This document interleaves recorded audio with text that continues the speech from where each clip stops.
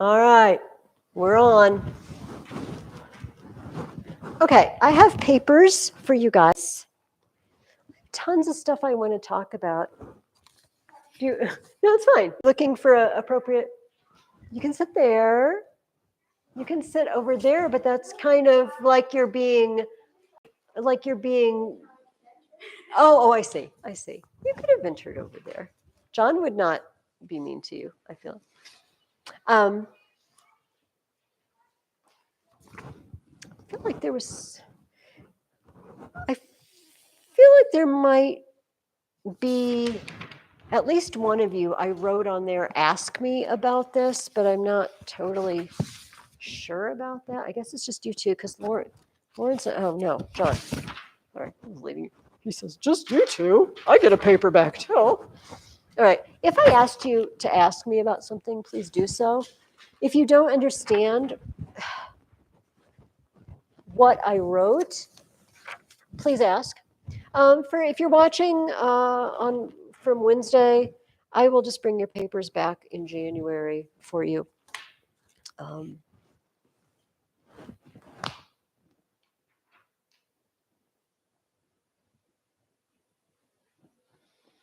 The letters, like Addison, I think I did you. I was looking because you had to email it to me. I would metaphor, they're my little code for litotes or whatever.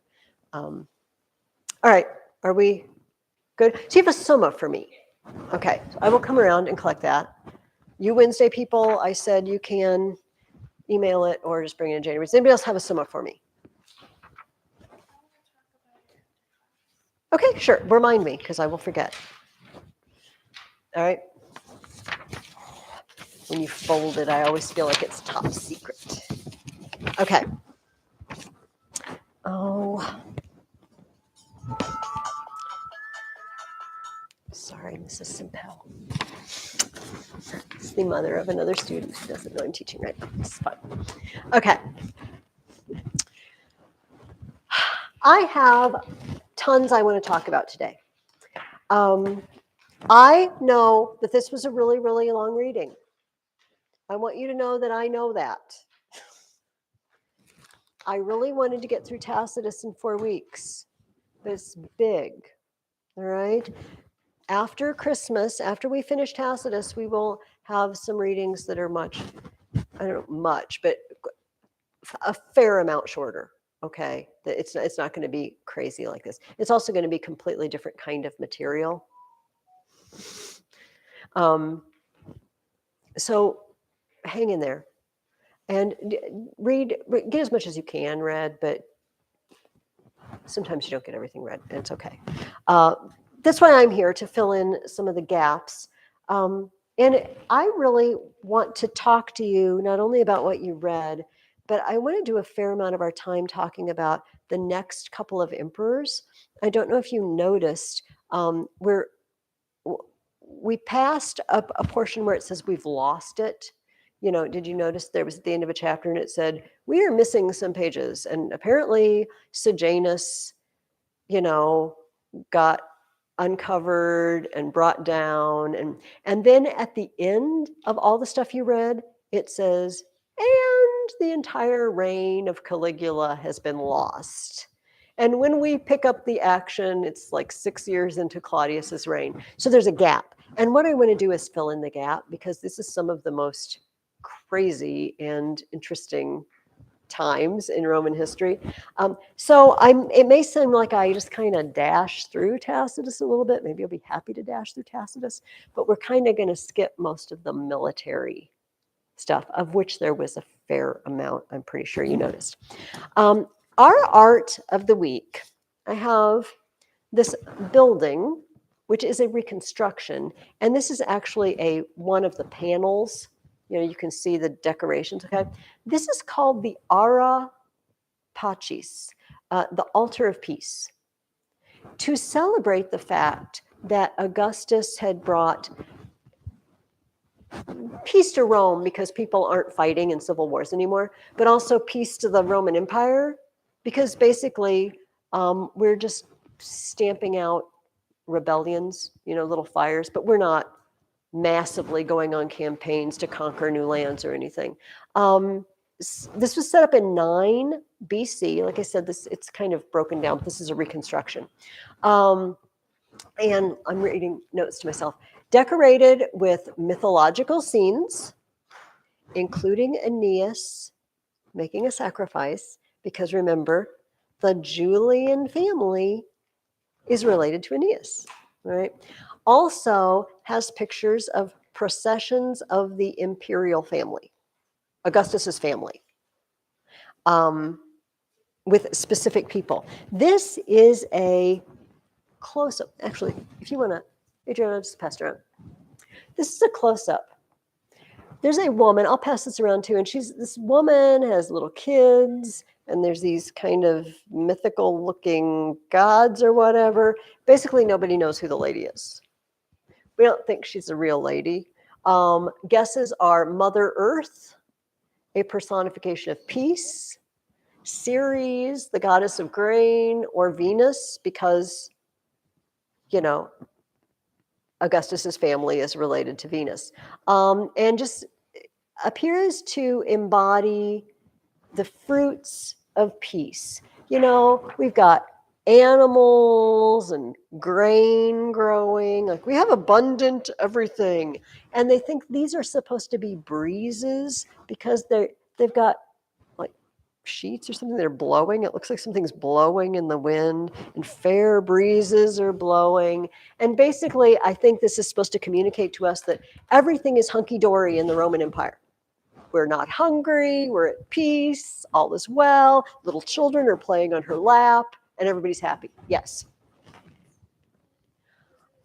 I think there was an altar inside the building originally. Whether there still is in the reconstruction, I don't know, because they would actually go, it is an altar, the altar of peace. So they would go and make offerings to peace as a goddess.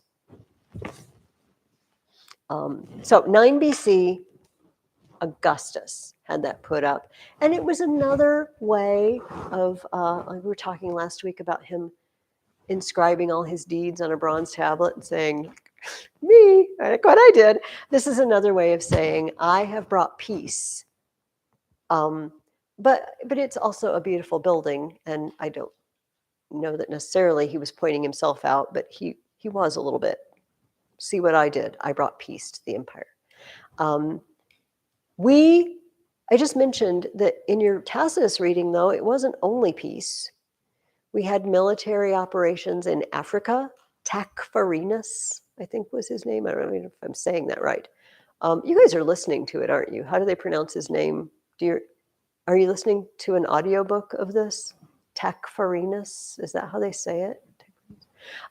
Kept rebelling in Africa, in North Africa.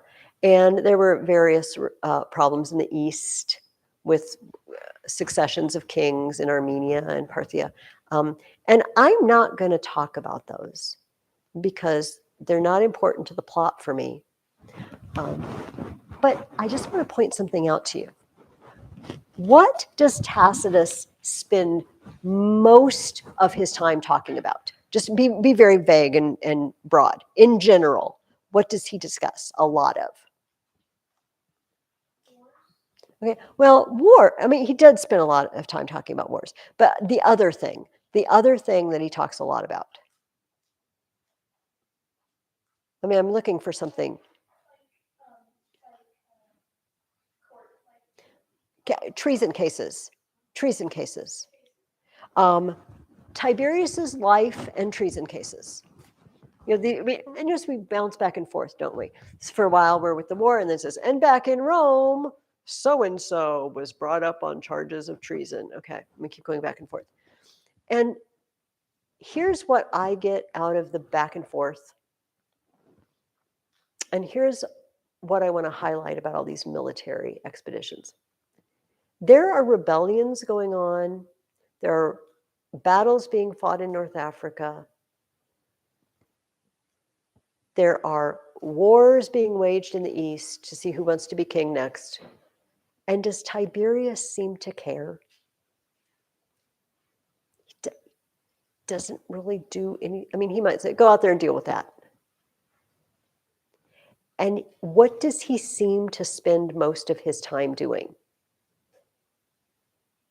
It goes along with what you just said, with what's going on. What does he spend his time doing? Judging treason cases, digging up dirt on people, listening to the people who dig up dirt professionally, professional dirt diggers, called informers. He spends his time focused on sometimes ridiculous charges. And Roman soldiers are out there tamping down rebellions and dying. And Tacitus tells us in a couple of places, Tiberius just doesn't seem to care. It's not important to him. That's his job. Also, in this section, we read about the fact that Tiberius left Rome. He just left and spent, I don't know how long it was, last 7 years, last 7 years, was it 7, was it, of his life on the small island of Capreae. He never came back to Rome. But yet all these things are going on in the empire. And he just doesn't care. I told you last week that I think if we want to imagine Tiberius, we can imagine a man who didn't ever want to be born into that family maybe and have to be in charge. I'd rather just either be a general out in the field or just frankly be left alone to read my books. My rotten family made me divorce the woman I really loved and marry Augustus's rotter daughter, Julia. And I never really wanted to be part of this. And plus, maybe one of those people who's just never really learned the social niceties very well. The thing like smile and nod, and he just was very gruff and glum and unpleasant to be around in general. And this doesn't really inspire you to have a guy like that in charge, right? And it sounds like his mom was very bossy. That Livia was, whether or not what I hinted at last week was true, that Livia had a hand in maybe removing people that could be emperor so that her son could be emperor. We don't know. We have no proof of this. It's just very suspicious that so many of them died, like everybody that could have been emperor instead of Tiberius. We don't know. So what I want to do today is just sort of hop and skip through Tacitus and talk about some of the questions. And then I'd really like to spend, at least half an hour filling you in on the reigns of the guys who came after Tiberius, okay? That unfortunately we can't read about from Tacitus because somebody lost the books. Somebody didn't put them back on the shelf when they were done reading them, and now they're lost forever. Chapter 6 starts with more treason trials. And, but I really want to skip up. I'm going to read a quote here in a little while where Tacitus himself admits, this is probably tiresome to read. It's a little bit tiresome to write because the same garbage kept happening over and over. And then so-and-so was brought in on a charge of treason. So I realize this is tiresome, trivial sounding and tiresome, but this is what I got. This is what happened. And I have to tell you. But he does take a moment to break the monotony a few times and talk about something else. And the first thing he talked about in chapter 6 was, how does he say we got laws? How and why do we have laws?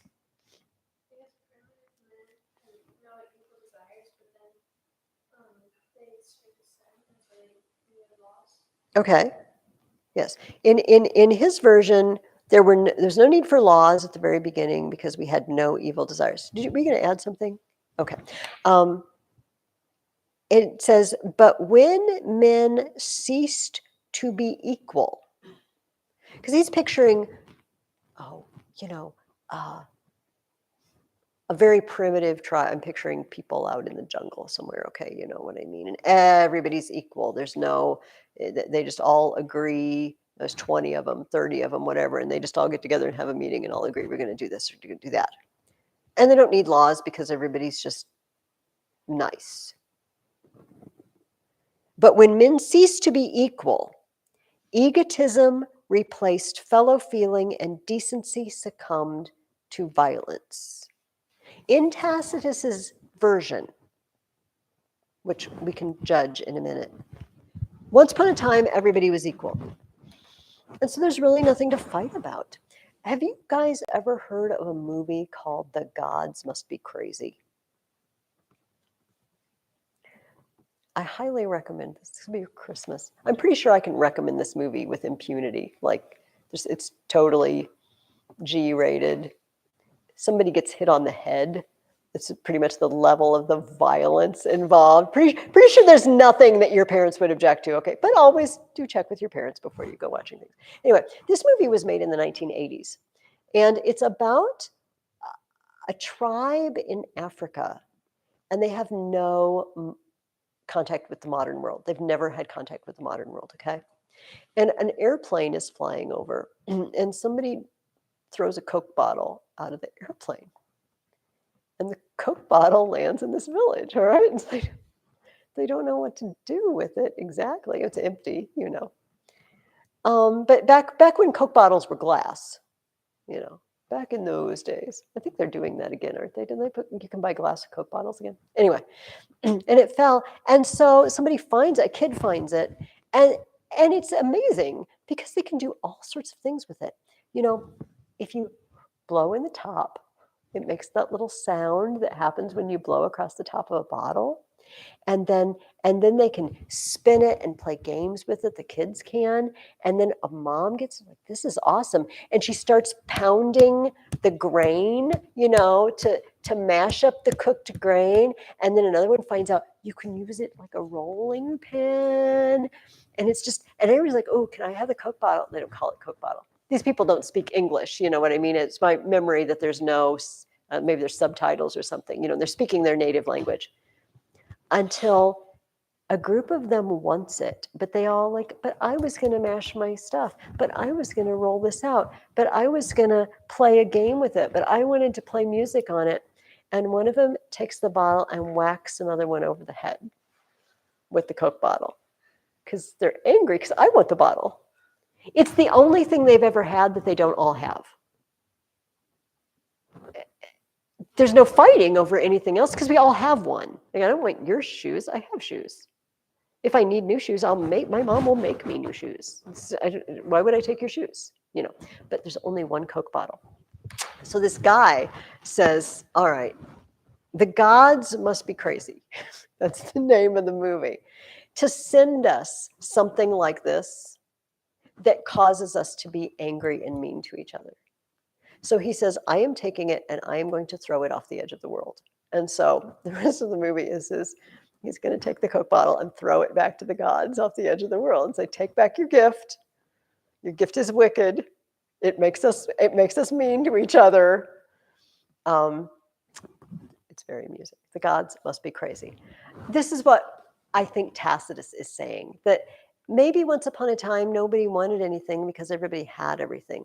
But when we get something that someone else doesn't have, when I have more of something than you, or I'm just more intelligent and everybody comes to me and they say, would you please make a decision about this? Well, maybe you're angry because they don't come to you and ask for your opinion. And people aren't equal anymore, that we need laws. Now, let's stop for a minute. Do you agree, like, does primitive man, whatever you want to mean by that, non-modern, does he have no evil desires? No, I think this is the flaw in Tacitus's logic, that post Adam and Eve, I don't think there's a group anywhere that has no evil desires. It's not Coke bottles that make us wicked, you know, it's inside that makes us want what other people have, or jealous because she's pretty and I'm not, or Everybody likes her and nobody likes me. And these things just happen because we're sinful. So I think Tacitus is not quite accurate in that. But let's follow. Let's keep following. So he says, men cease to be equal. Egotism replaced fellow feeling. I'm all about me instead of being friendly with you. And decency succumbed to violence. I will hit you over the head with this Coke bottle. Not take my Coke bottle. The result was despotism in many countries permanently. You have someone rises up and says, okay, everybody, we need to calm down. I will set up a list of rules about who gets the Coke bottle when. See, now I'm in charge. And everybody wants the Coke bottle, so everybody comes to me. I'm in charge. That's not what happened in this movie, but that's one way it could go. Laws were at first the simple inventions of simple men. And he lists Minos of Crete, and Lycurgus in Sparta, and Solon in Athens. And then he goes all the way up to the 12 tables. Do you remember in Livy, we had the 10 guys, the decemvirs, who are going to make these laws? And he says that was the last equitable legislation. This would have been 350 years ago 400 years ago for Tacitus. The last time people made decent laws was those decemvirs. I know the decemvirs turned out to be not very nice later, but we're talking about their laws. Laws that everybody had to follow, laws that affected everybody equally. And then he says, after that, other than those directed against specific current offenses, were forcible creations of class warfare. Since then, I pass laws just so my group can be in power over your group. And he says, so we get the Gracchi, the guys who wanted land reform. Just because the common people are rising up. This is what we want. We want laws passed for our group, specifically us. Doesn't affect everyone. We just want it for us. And he ends this paragraph by saying, corruption reached its climax and legislation abounded. What does abounded mean? Legislation abounded. What does that mean? There was a lot of it. We're passing laws left and right. And what's it connect to? Corruption reached its climax. The more people we have arguing, that's mine. What about me? What about my rights? What about my group? The more laws get passed. Because every single group has to be, I was going to say protected, not against protecting groups of people, but you know what I mean. Specific. It has to be specific to me. I get special rights. I put that in writing. I want the law. And the more we have people clamoring for that, the more laws we have. We live in a country with a lot of laws, frankly. I mean, we send people to school for many, many years to study law, to be lawyers, just because the average person can't keep up with all the laws. I think Tacitus would say this was a sign that corruption had reached its climax, maybe. Anyway, that is his digression on where we get laws. If we were to assume that people were once upon a time innocent, it would not be a bad outline of history. But if we are to assume that the Bible is true and that after Adam and Eve, we're all sinners, then there is no pristine, glorious place that's perfect. Even in the gods must be crazy. It's not the Coke bottle that makes them whack each other. It's wanting it for myself that makes them whack each other. They just hadn't had anything that no one else had before. The minute they got it, they started whacking each other with it. All right.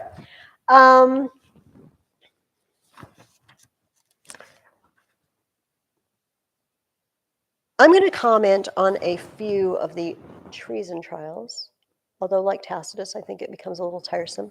But this guy was notable. At the end of the year, 2 notable Romans died. One of them is Gaius Sallustius Crispus. He took his name from his grandmother's brother, the eminent historian Sallust. Remember our friend Sallust?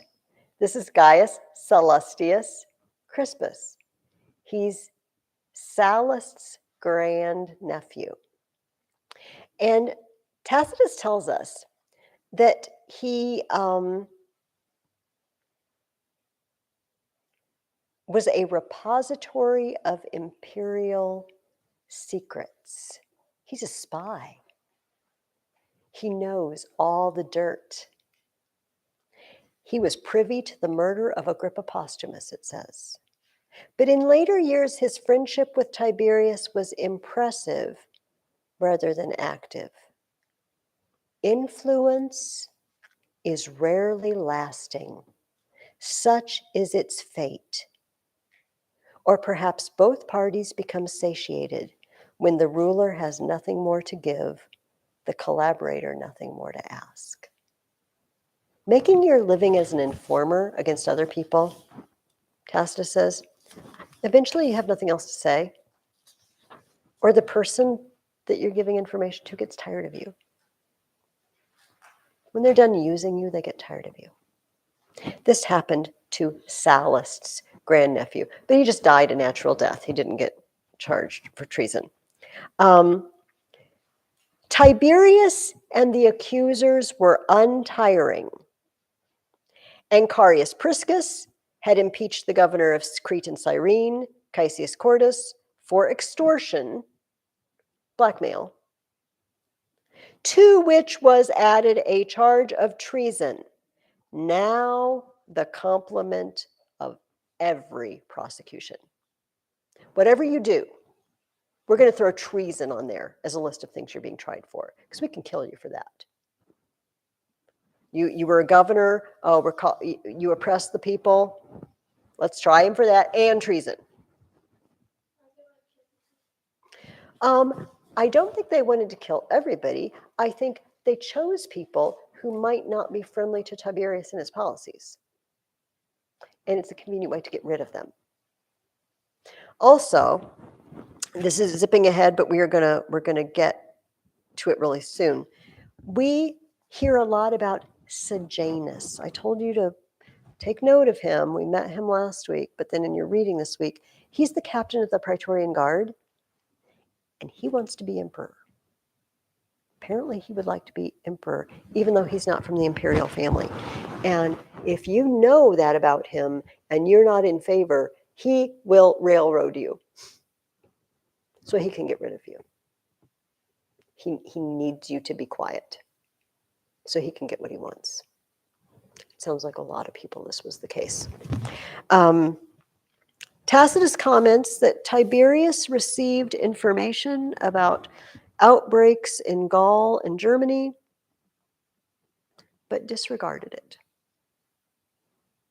His indecision did no good to the war. Yeah, I'm too busy with these treason trials. I don't need to know what's going on in Gaul and Germany. Yes, you do. I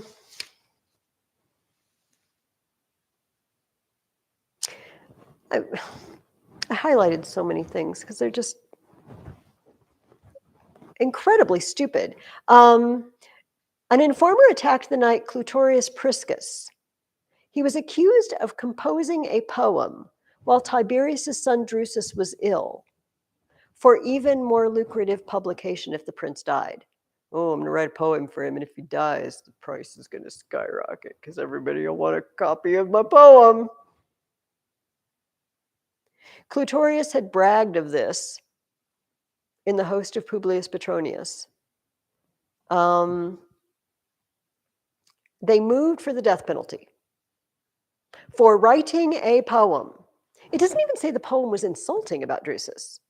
Just a poem, because I can make a mint off this if he dies. One guy stood up, Lepidus, and he said, we have to distinguish folly from crime, words from deeds. Was he foolish to do this? Yes. Did he use words? Yes. It's not a crime. Using words is not a crime. It's just foolish in this case. Saying is different than doing. And he gave a very good argument for this, but it says a single ex-consul agreed, but the rest opposed him, so he was imprisoned and immediately executed. No, the guy who wrote the poem. So, as a little break from treason trials, Tacitus says another issue is on the docket. People just spend too much money. You guys are all importing caviar and expensive wines and I don't know what all, and you're dressing in silk, and it's ridiculous. Y'all spend too much money. And so it says the capital was nervous, for it anticipated stern measures against extravagance. Augustus really tried, to get people to behave. I'm going to pass some laws. You people running around on your spouses, you're banished. You people get married and have some children and stop just gallivanting around, you young men. And everybody, you don't need to live like Persian kings. Once upon a time, Romans were happy with simple food and simple clothes, and now you just live in luxury. It says, Tacitus says, the sums spent on gluttonous eating were widely discussed, and the emperor's old-fashioned austerity inspired fears of rigorous action. Tiberius, for all his faults, was simple in his life. He didn't spend huge sums of money saying, go out and buy me, roast peacock or whatever. Simple food, like good Romans always ate. I don't need to spend all the money in the treasury on food and clothes. Simple. Not everybody agreed with him, but everybody's afraid. It's like, oh, Tiberius is going to crack down on us because, he just eats like lentil stew or something while I'm eating Godiva chocolates and caviar. Never had caviar. It doesn't sound like something I want, but it's fish eggs. Caviar is fish eggs, right? It's really expensive. I don't know. You're looking at me like that, but that's how I feel about that's how I look in my own head. It's like, what? Uh-huh. Really? Because it's just right there. Interesting. Snails. Like fancy French restaurants, escargot, you have snails. It's like, it's a snail. I don't want that, but anyway, that's the sort of thing. Okay, fancy. Why I'm even talking about this. Okay. But I asked you this. Why does Tiberius, even though he looks down on eating these fancy foods, why does he think he's not going to pass a law against it? Why is he not going to do anything about it? It's kind of pointless. Yeah, it's very hard to make people be simple and upright in their tastes and desires. It sort of has to come from within. And, Tiberius is painted as kind of a monster in a lot of this book, but this is a very sensible speech he gives. It says, Tiberius often privately doubted whether restraint of these immoderate appetites would be either practicable or beneficial. He knew how undignified it would be to start something which he could not maintain. How am I going to enforce this law? Am I going to have inspectors going in and inspecting your meal before you eat it? Or could only maintain by humiliating and disgracing eminent men? Everybody in Rome is doing this, is living this way. I'm going to have to disgrace half of Rome. The people I don't want to go after, the people I'm friendly towards, yes.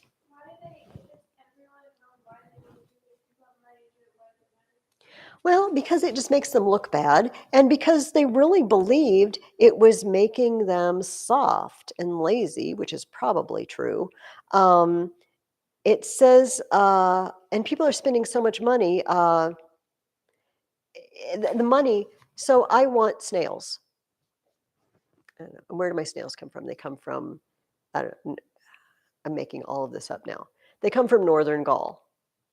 So I have to pay money to have them shipped to me from Northern Gaul, just so I can eat them. And then that's money that's going out of Rome. You see, the shop local movement, that you hear that sometimes because it keeps money in your community and circulating in your community. When I buy stuff from far away, I'm sending my money far away to benefit people far away, and I'm not benefiting my neighbors in my community. I'm not shopping local anymore. But to kind of eat and shop local, you have to kind of live and eat simply, because we don't have every single kind of fruit. Or does that make sense? I think that's the motivation. Well, it's a really good question, Addison. I'm not totally sure. Maybe it's just embarrassing because it makes him look so soft and weak. Tiberius says, where should I begin my prohibitions and attempted reversions to antique standards? With the vast mansions? Or the cosmopolitan hordes of slaves? Or with the ponderous gold and silver plate? Or the feminine specialty, the export of our currency to foreign or enemy countries for precious stones, like rubies and emeralds and diamonds? And he's like, what do I start with? Your food, your clothes, your homes, your slaves. What am I going to make you get rid of first? It was just so overwhelming. And he said frugality used to prevail because people had self-control and because we were citizens of one city. But victories abroad taught us to spend other people's money. Then civil wars showed us how to spend our own.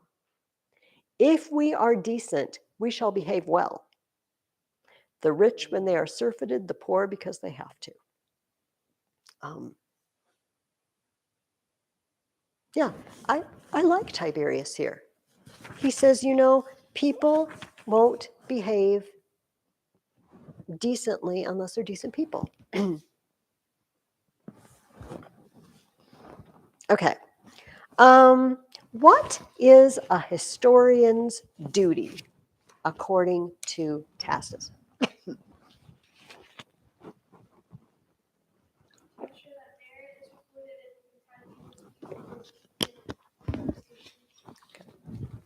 First of all, if somebody does something good, it ought to be remembered.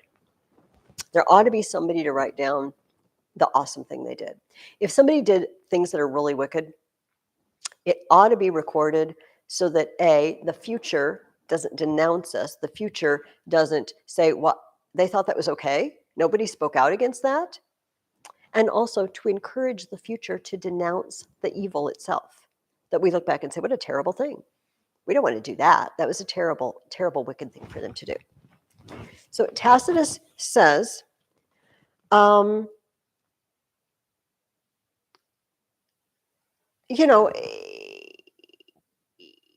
me start with the beginning of that paragraph. The only proposals in the Senate that I have seen fit to mention are particularly praiseworthy or particularly scandalous ones. He tells us flat out, I'm being selective about what I tell you. I'm not telling you everything that happened.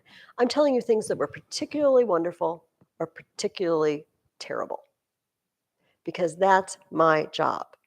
This was a tainted, meanly obsequious age. The greatest figures had to protect their positions by subserviency. And in addition to them, all ex-consuls, even many junior senators, competed with each other's offensively sycophantic proposals. A sycophant is someone who kisses up to other people to get favor, kind of does anything they want, says anything they want to hear. There's a tradition that whenever Tiberius left the Senate house, he exclaimed in Greek, men fit to be slaves. No minds of their own. They just say or do whatever they think I want to hear. They're terrified of him, but he has no respect for them, whatever.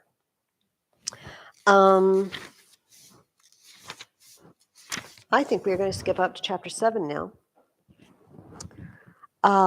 The emperor became tyrannical or gave tyrannical men power. The cause and beginning of the change lay with Lucius Aelius Sejanus, commander of the guard. said Sejanus was the only one that the emperor would speak freely to. This was hardly due to Sejanus's cunning, in that he was outclassed by Tiberius. The cause was rather heaven's anger against Rome, to which the triumph of Sejanus and his downfall were catastrophic. Tacitus thinks, you know what? Wickedness in Rome came to a head, and we were judged by it. Much as the Old Testament prophets said, you're going to be judged. You're going to be judged if you don't clean this up. Tacitus thinks they were judged. Sejanus took the guard that used to be camped, scattered in camps throughout, and he brought them all in one place. Thousands of guys all in one place. It's like, oh, they'll be handy. You know, if we have a problem in Rome, they'll be all handy. We can just bring them all in at once. Or if I need them for my own personal purposes, I can bring them all in at once. And then I separate them. You know, they just kind of communicate to the temper through me. They love me and know me. He's got his own private army. Yet Sejanus's ambitions were impeded by the well-stocked imperial house, including a son and heir in his prime and grown-up grandchildren. I have a problem. Tiberius has a son, Drusus. Tiberius adopted Germanicus when he was alive, and so Germanicus's children are technically like Tiberius's grandchildren now through adoption. And he has several sons. There are tons of heirs. Just like when Tiberius was young, there were tons of other heirs. We need them to go away. So, Sejanus started an affair with Livilla. Livilla is Germanicus's sister and Drusus's wife. And he promises her they're going to be emperor and empress someday, promises her all kinds of stuff, and says, you know what would be good, though, if your husband wasn't around anymore? They poisoned him. Tiberius' son.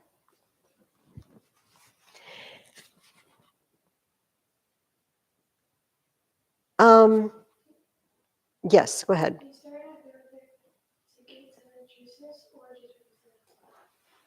Probably just to get to Drusus. She was useful. As much as we know anybody's minds through it.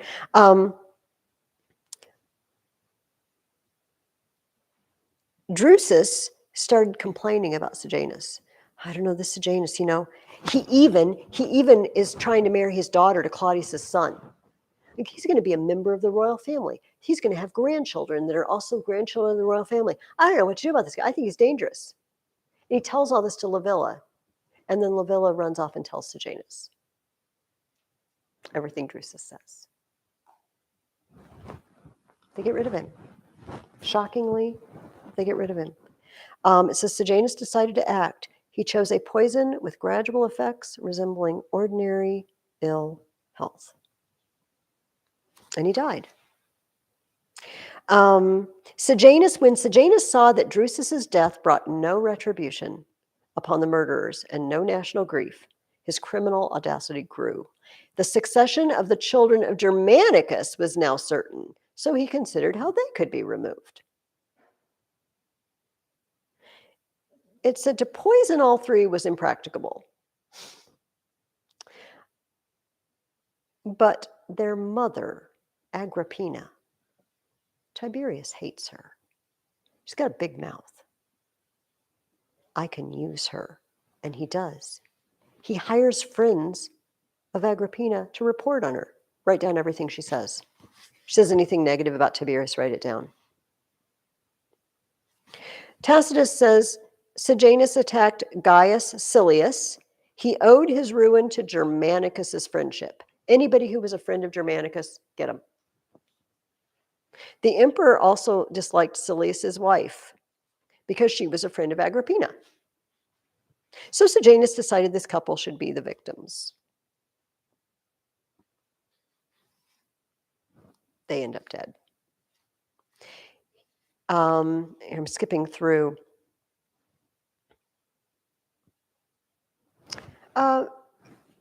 let me skip over that and talk about the story, and then I'm going to go back to the question that I asked you. Sejanus's judgment became affected by two great success. He wrote to Tiberius and said, after he poisoned Drusus, if you're ever looking for a new husband for Livilla, I could marry her. That would be a great honor. He's crossing his fingers. And Tiberius says, yeah, I don't think people would like that, Sejanus. I don't think you should marry into the royal house that way. This was a slight check on Sejanus. So he turns around. He's got a new plan of attack. All right, can't marry Livilla. Need to get rid of Germanicus's kids somehow. What can I do? What can I do? Here's what he does. He increasingly denounced to Tiberius the drudgeries of Rome, its crowds and innumerable visitors, and spoke warmly of peace and solitude. Far from vexation and friction, where first things could come first. Tiberius, aren't you getting tired of living in Rome? It's tiresome. It's noisy. People are always bothering you. Maybe you should just not live in Rome anymore. And as I told you at the beginning of class, this is indeed what he did. He left Rome.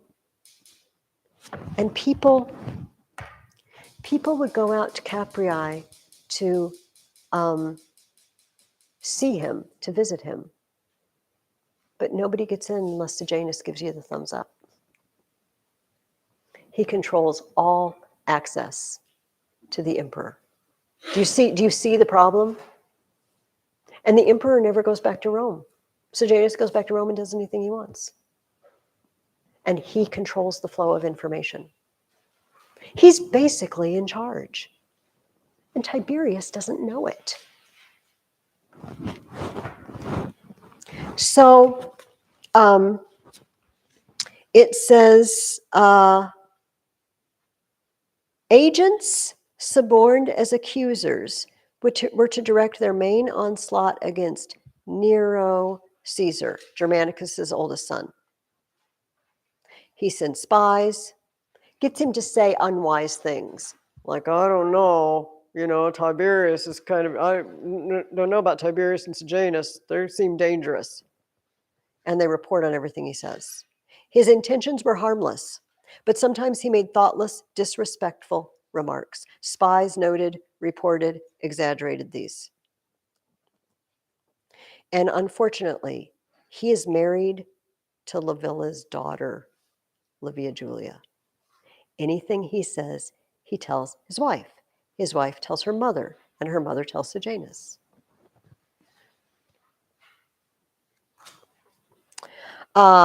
He ends up being banished.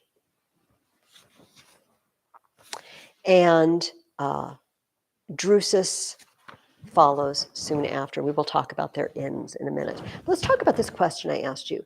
How does Tacitus say his account differs from earlier histories of Rome, and why does it differ? How is his book different than Livy's or Sallust, especially Livy, maybe? He says, my chronicle is quite different from histories of early Rome. Their subjects were great wars, cities stormed, kings routed and captured. Or if home affairs were their choice, they could turn freely to conflicts of consuls with tribunes, land and corn laws, feuds of conservatives and commons. Mine, on the other hand, is a circumscribed, inglorious field. Peace was scarcely broken, if at all. Rome was plunged in gloom, the ruler uninterested in expanding the empire. Livy had wonderful things to write about. Exciting wars. Glorious. It's the Horatii versus the Curiatii, and it's Mucius Scaevola putting his hand in the fire, and it's all this excitement. And it's Camillus driving the Gauls from Rome, and what have I got? Tiberius. This is one. No glorious feats of prowess in war, Sallust and his prowess. None of that. Low, small people doing low, small things. Petty. That's what I have to work with. Yet apparently insignificant events such as these are worth examination, for they often cause major historical developments. My themes concern cruel orders, unremitting accusations, treacherous friendships, innocent men ruined, a conspicuously monotonous glut of downfalls and their monotonous causes. Speaking of which, a new and previously unheard of charge, praise of Brutus in his history, and the description of Cassius as, quote, the last of the Romans. Brutus and Cassius, the killers of Julius Caesar. This is the year, it says 25. So this is almost 70 years after the assassination of Julius Caesar. And this guy thinks he could say something good about Brutus and Cassius.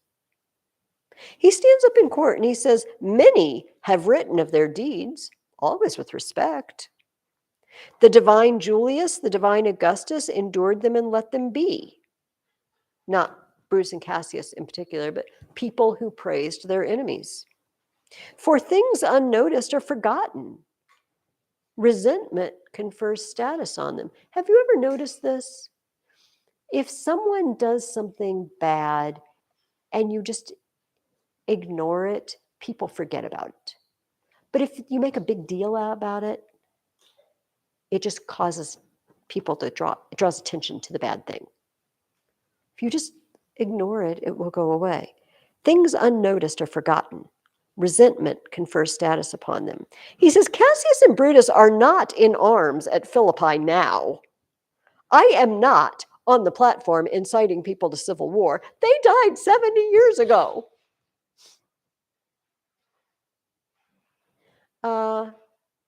Cremutius walked out of the Senate and starved himself to death because he knew what was going to happen. The Senate ordered his books to be burnt, but they survived, first hidden and later republished.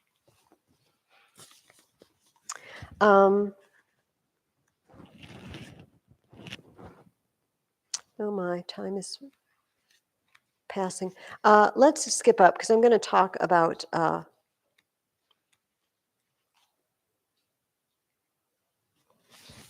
some more about Tiberius in a minute. What happened after Tiberius's mother died? The Augusta. What? Say it again. Yeah. Apparently he became even worse.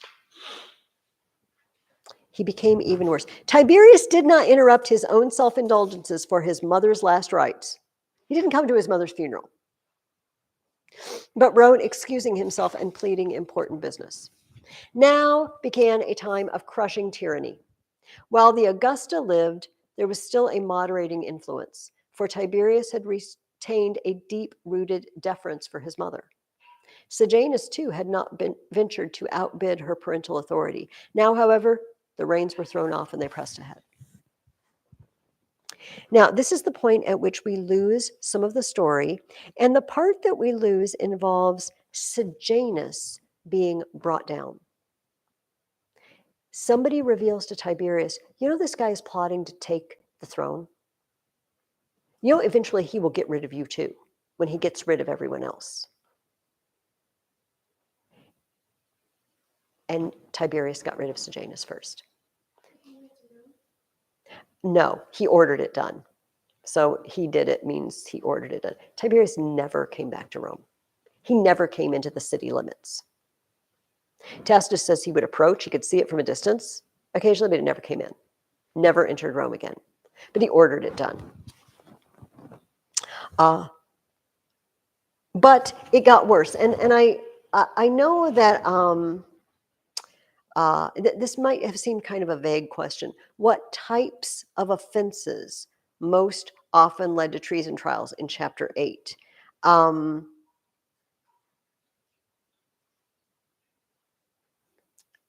What was the fault with a lot of the people who got prosecuted in chapter 8? Did you notice any connection? It's okay if you didn't, because that's, well, yeah, that was all of them, though. I mean, definitely that. But there was something, let me see if I can find some examples. Okay. Geminius had gained Sejanus's friendship. Frenzied with bloodshed, the emperor now ordered the execution of all those arrested for complicity with Sejanus. Everybody who had once been Sejanus's friend is now prosecuted as an enemy because he found out Sejanus was his enemy. And one guy stands up and he says, wait a minute, Tiberius, you were Sejanus's friend too. You thought he was a good guy. If you were mistaken and it was okay for you to be mistaken and change your mind, what about us? Maybe we were mistaken too. If memory serves, I'm pretty sure the guy that made that speech came out alive. Like, okay, good point. I like he got banished or something, but it's true though. Like, everybody thought he was okay. Not to mention that he was your favorite. If we insulted him, we were going down next. Everybody who might have been complicit with Sejanus goes down. Let me see if I can find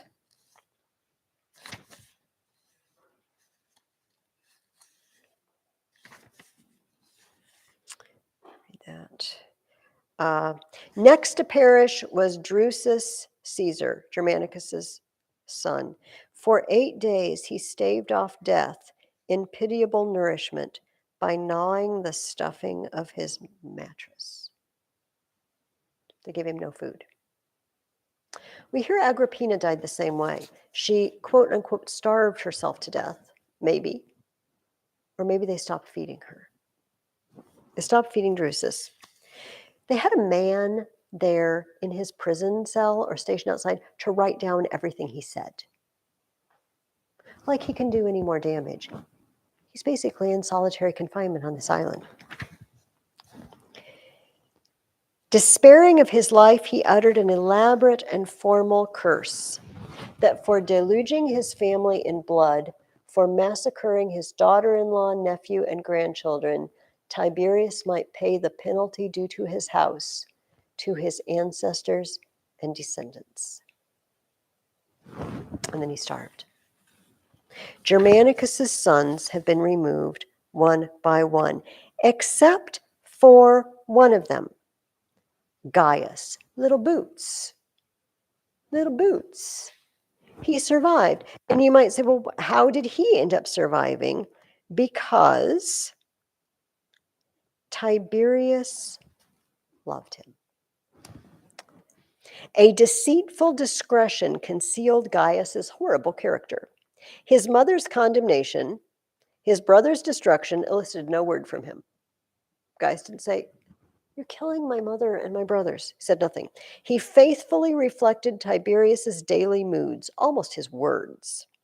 This later prompted the famous epigram that there had never been a better slave or a worse master. Little Boots is the perfect slave. He says anything his master wants. He does anything he wants. And Tiberius loved him. Let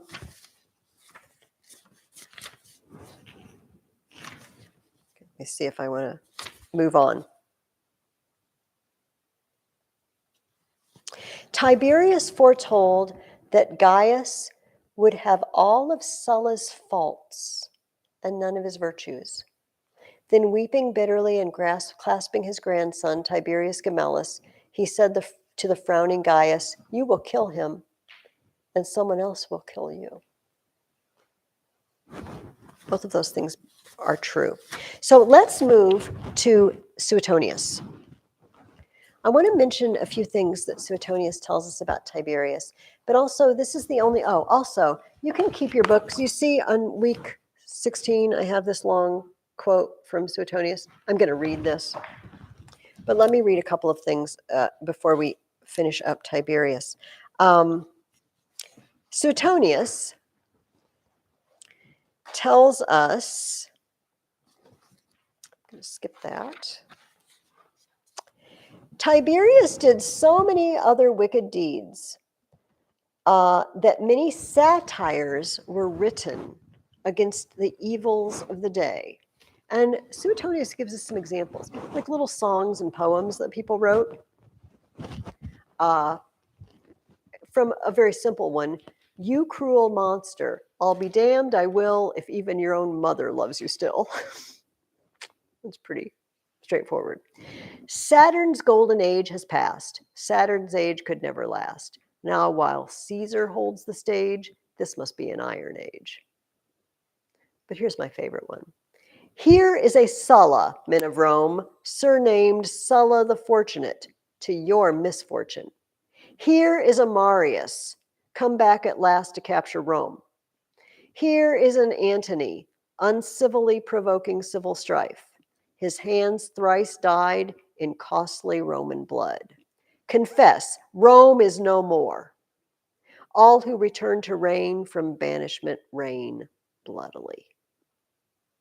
Tiberius is a Sulla, and a Marius, and an Antony, and worse, all rolled up into one, according to this writer.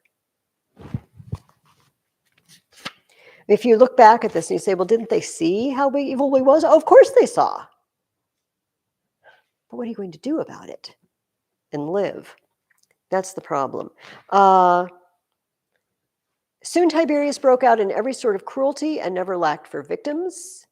These were first his mother's friends, even acquaintances, then those of his grandsons and daughter-in-law, finally those of Sejanus. With Sejanus out of the way, his savageries increased, which proved that Sejanus had not, as some thought, been inciting him to commit them, but merely providing the opportunities that he demanded. On discovering that his own son, Drusus the Younger, had after all died, not as a result of his debauched habits, but from poison administered by his wife Livilla in partnership with Sejanus, Tiberius grew enraged and redoubled his cruelties until nobody was safe from torture and death.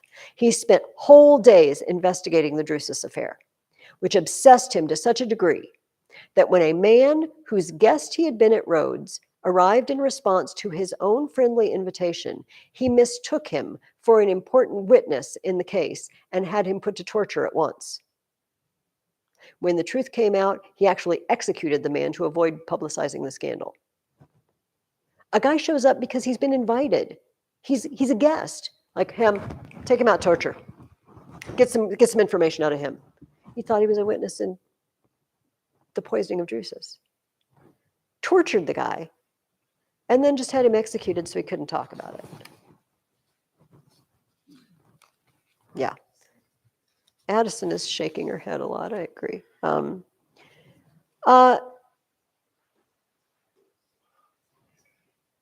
Some believe that Tiberius was given a slow wasting poison by Gaius.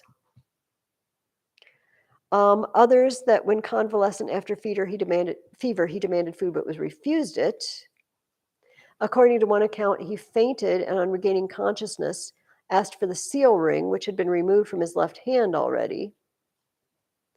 That he maybe got out of bed and then collapsed. However, Tacitus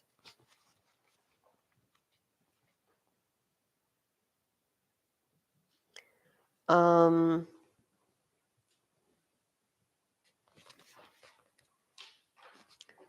I was sure it was in Tacitus.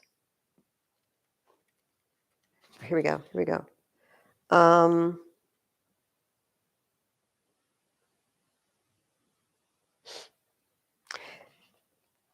They thought he was dead. Then it was suddenly reported that Tiberius had recovered his speech and sight and was asking for food to strengthen him after his fainting fit.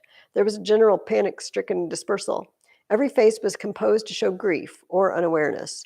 Only Gaius stood in stupefied silence, his soaring hopes dashed. expecting the worst. Uh, Unperturbed, they ordered the old man to be smothered with a heap of bedclothes and left alone. Like 4 different stories of the end of Tiberius. And he set up Caligula, Little Boots, to be his next emperor. Apparently, when he was little, they had a little poem, a little song they used to sing about him. Born in a barracks, raised in the arts of war, a noble nativity for a Roman emperor. They already were calling for him someday, maybe he could be emperor. And like I said, Tiberius loved him, but Tiberius also knew he was dangerous. It says, even in those days, Gaius could not control his natural brutality and viciousness. He loved watching tortures and executions. And disguised in a wig and robe, abandoned himself nightly to the pleasures of gluttonous and adulterous living. Tiberius was ready enough to indulge a passion which Gaius had for theatrical dancing and singing, on the ground that it might have a civilizing influence on him. With characteristic shrewdness, the old emperor had exactly gauged the young man's vicious inclinations and would often remark that Gaius's advent portended his own death and the ruin of everyone else. I am nursing a viper for the Roman people, he once said, and a Phaethon for the whole world. What did Phaethon do? Who's Phaethon? Do you remember? He is the young man whose mother claimed his father was the son. And he said, prove that you're my dad. Let me drive the chariot. Let me drive the sun chariot. His dad said, yeah, it's not easy to handle. You know, the horses are pretty lively. I can do it.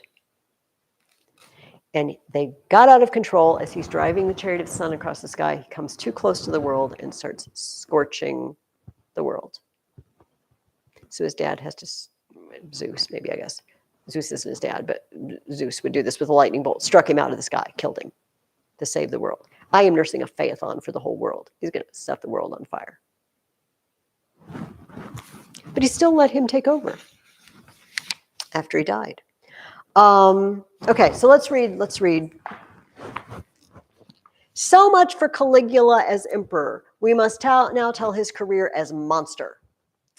After he had assumed various surnames, for he was called Pius, child of the camp, father of the armies, greatest and best of Caesars, chancing to overhear some kings who had come to Rome to pay their respects to him, disputing at dinner about the nobility of their descent, he cried, "Let there be one lord, one king," which is actually a quote from the Iliad. And he came near assuming a crown once and changing the semblance of the principate into the form of a monarchy. But on being reminded that he had risen above the elevation both of princes and kings, he began from that time on to lay claim to divine majesty. For after giving orders that the statues of the gods, as were especially famous for their sanctity or their artistic merit, including that of Jupiter at Olympia, should be brought from Greece in order to remove their heads and put his own in their place. I love this. Let's take Zeus's head off and put my head on his body. Oh, yeah. He built out a part of the palace as far as the forum, and making the temple of Castor and Pollux its vestibule, he often took his place between the divine brethren and exhibited himself there to be worshipped by those who presented themselves. And some hailed him as Jupiter. He also set up a special temple to his own godhead with priests and with victims of the choicest kind. In this temple was a life-size statue of the emperor in gold, which was dressed each day in clothing such as he wore himself. It's like having an American Girl's doll. You know, like, I dress it in clothes like me. The richest citizens used all their influence to secure the priesthoods of his cult and bid high for the honor. Their victims were flamingos, peacocks, black grouse, guinea hens, and pheasants, offered day by day, each after its own kind. At night, he used constantly to invite the full and radiant moon to his embraces and his bed, while in the daytime he would talk confidentially with Jupiter, now whispering and then putting his ear to the mouth of the god, now in louder and even angry language, for he was turned to make a threat, "Lift me up or I'll lift you." but finally won by entreaties, as he reported, and he even invited to live with the god. He built a bridge over the temple to the deified Augustus and joined his palace to the capital. He joined the palace to the temple of Zeus so they could live together because they're both gods. Presently, to be nearer yet, he laid the foundations of a new house in the court of the capital. His acts and words were equally cruel, even when he was indulging in relaxation and giving up to amusement and feasting. While he was lunching or reveling, capital examinations by torture were often made in his presence. Dinner theater. There's torture in there. And a soldier who was an adept at decapitation cut off the heads of those who were brought from prison. At Puteoli, at the dedication of the bridge that he contrived, as has been said, after inviting a number to come from him from the shore, on a sudden he had them all thrown overboard. And when some caught hold of the rudders of the ships, he pushed them off into the sea with boat hooks and oars. At a public banquet in Rome, he immediately handed a slave over to the executioners for stealing a strip of silver from the couches, with orders that his hands be cut off and hung from his neck upon his breast, and that he then be led about among the guests, preceded by a placard giving the reason for his punishment. When a murmillo from the gladiatorial school, that was a type of gladiator, fought with him with wooden swords and fell on purpose, he stabbed him with a real dagger and then ran about with a palm branch, as victors do. Once, when he stood by the altar dressed as a popa and the victim was brought up, he raised his mallet on high and slew the cultrarius. In other words, they brought up a victim, like the animal, to sacrifice, but he just whacked the priest, the fellow priest. At one of his more sumptuous banquets, he suddenly burst into a fit of laughter, and when the consuls who were reclining next to him politely inquired what he was laughing at, he replied, "What do you suppose, except that at a single nod of mine, both of you could have your throats cut on the spot?" Towards those whom he was devoted, his partiality became madness. He used to kiss Nestor, an actor of pantomimes, even in the theater. And if anyone made even the slightest sound while his favorite was dancing, he had him dragged from his seat and scourged him with his own hand.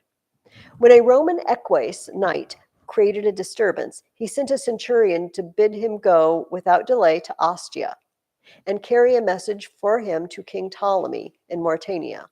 And its purport was this: "Do neither good nor ill to the man whom I have sent you." It was just to get rid of him. He sent him on a wild goose chase because he annoyed him. "Here, take this to the king of Mauritania." And he got there, and the message just said, "Don't do anything to this guy."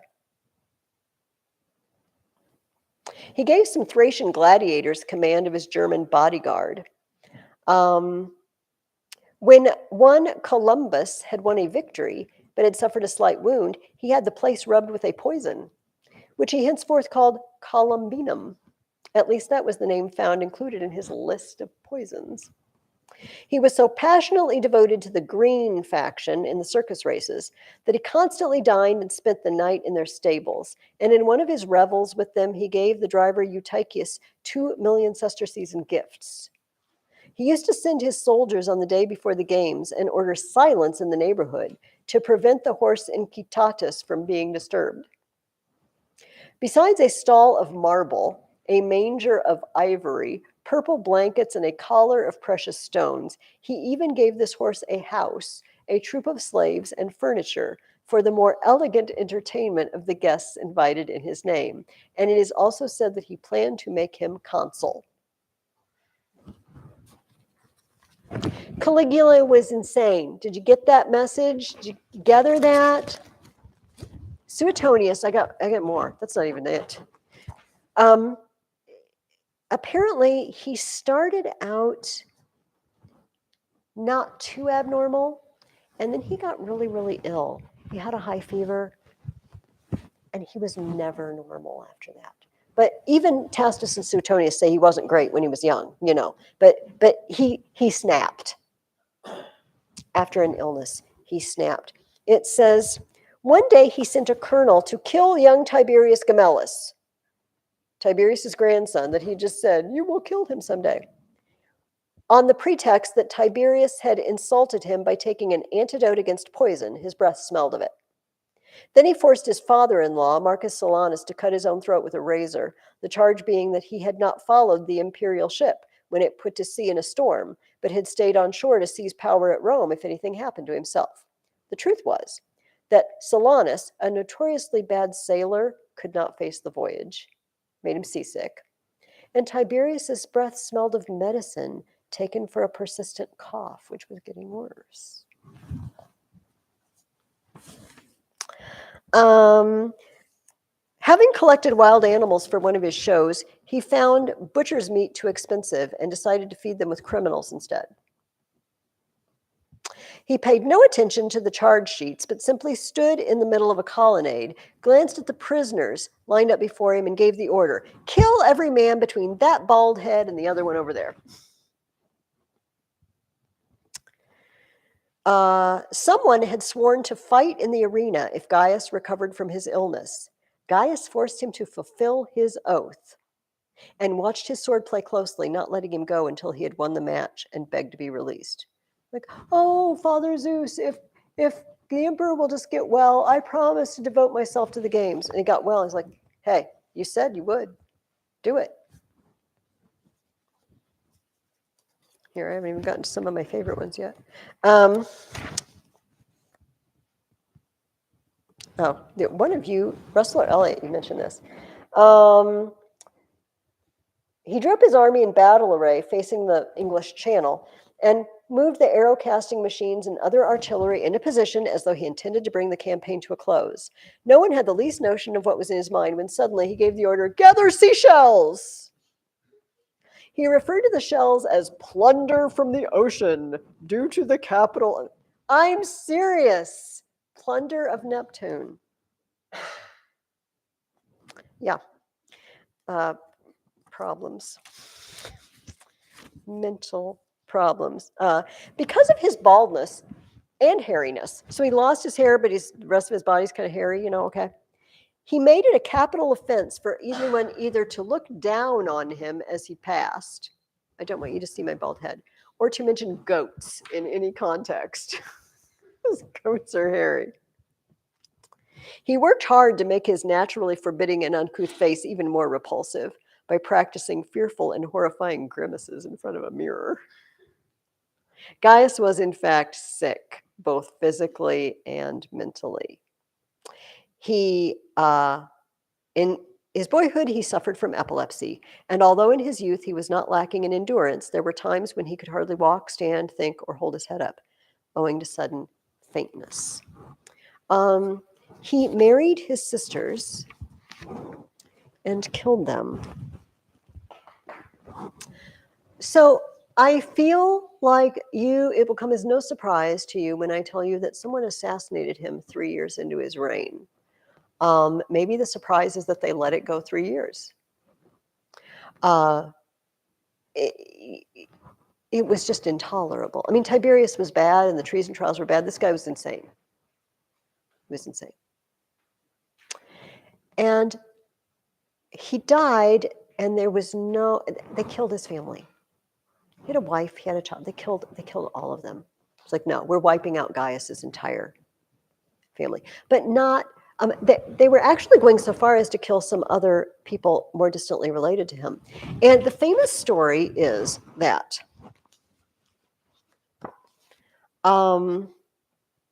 when the assassins of Gaius shut everyone out, pretending that he wished to be alone, Gaius's uncle Claudius went off with the rest and retired to a room called the Hermaeum.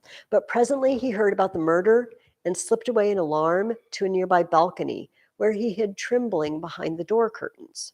A guardsman, wandering vaguely through the palace, noticed a pair of feet beneath the curtain, pulled their owner out for identification, and recognized him. Claudius dropped on the floor and clasped the soldier's knees, but found himself acclaimed emperor. Claudius is Germanicus's brother. The man took him to his fellow soldiers, who were angry, confused, and at a loss what to do. However, they placed him in a litter, and because his own bearers had run off, took turns in carrying him to the Praetorian camp. Claudius was filled with terror and despair. In his passage through the streets, everyone cast him pitying glances, as if an innocent man were being hurried to execution. Claudius, the story of Claudius, Tacitus mentions him a couple of times in here. And Tacitus, I'm not going to try to find the exact page, mentions that Claudius wasn't ever considered a legitimate heir because everybody thought he was stupid. Suetonius, I wonder if he tells us that about Claudius. Well, quite, yes. It is definitely insinuated that he played it up. I am sorry, I cannot find, so you have to trust me on this, but if you really wanted to know, I would tell you. There's actually, Suetonius actually has even letters between Augustus and Livia discussing what are we going to do with Claudius. He's just not fit for anything. I will read this. When his sister Livilla heard someone predict that he would someday succeed to the throne, she prayed openly that and allowed that the Roman people might be spared so cruel and undeserved of misfortune. When anyone, Claudius's mother, if she ever accused anyone of stupidity, she would say, he's a bigger fool than my son Claudius. Livia, his grandmother, never failed to treat him with the deepest scorn and seldom addressed him personally. It appears, just from a couple of hints, that Claudius perhaps thought that life would be safer for him if nobody thought he was a threat. In this, he was correct, because of so many people who got killed and poisoned is killed, and killed in other words, or banished and executed. And so that he just let everyone think he wasn't very bright. I don't know how they could have thought that, because he actually wrote a history of Rome, wrote a history of the Etruscans. He's not stupid, but he laid low. Sejanus was related to him by marriage. And in the fictionalized account to which I have previously referred, they have a character assailing Claudius and saying, you idiot, you're letting him marry your child, don't you know? He's just grabbing the throne. It's like, yeah, I do know. That's why I'm letting it happen. He will come after me next and kill me if I don't let him have his way. Time's not ripe to get rid of it. So this is the guy they find apparently huddling behind a curtain, scared, because they are killing members of the family. But everybody, oh, it's old Claudius. He's not young. He's like well into his 40s, hitting 50. It's old Claudius. He's Germanicus's brother. We love Germanicus. Let's have him. And in the next section that you're going to read over break, all I want you to do over break is read chapters 9 through 11. I don't know if it's probably roughly the same length, but you do have 3 weeks. And I realize it's Christmas, but I also know you're not going to spend 3 entire weeks like eating cookies and turkey. I feel like you probably won't do that. We come into Claudius's reign like 6 years into it. That's part of what's been lost. And when you start reading, Claudius will be on his third wife, I think, Messalina, about whom I will tell you nothing because you will find out for yourself. Claudius is known for being thought to be stupid, invading Britain, and making it an actual Roman province, and hiring a lot of his staff from people who used to be slaves, freedmen. Instead of free men, that were always free, freedmen. I used to be a slave, but I've been freed. And because they had merit, because they were smart. And he didn't care that they used to be slaves. But people mock him a little bit. The people of the time mocked him. Oh, he just listens to what those former slaves tell him to do. That is Claudius. I would like you to read about him, and let's see what chapter 11 takes us through.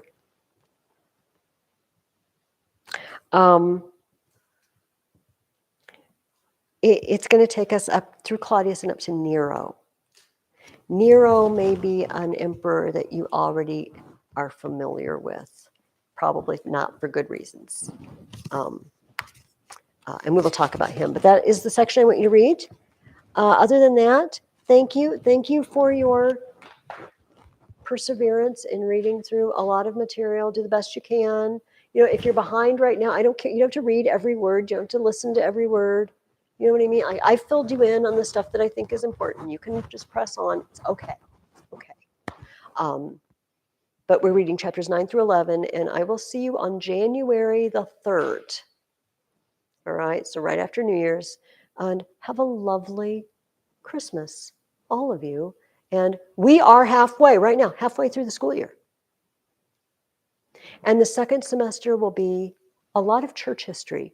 We'll read letters from church fathers and any history of the early church. It will not be like this, okay? It'll be something completely different. You know, Augustine's Confessions, and it will be very different, okay? So hang on for 2 more weeks of Tacitus.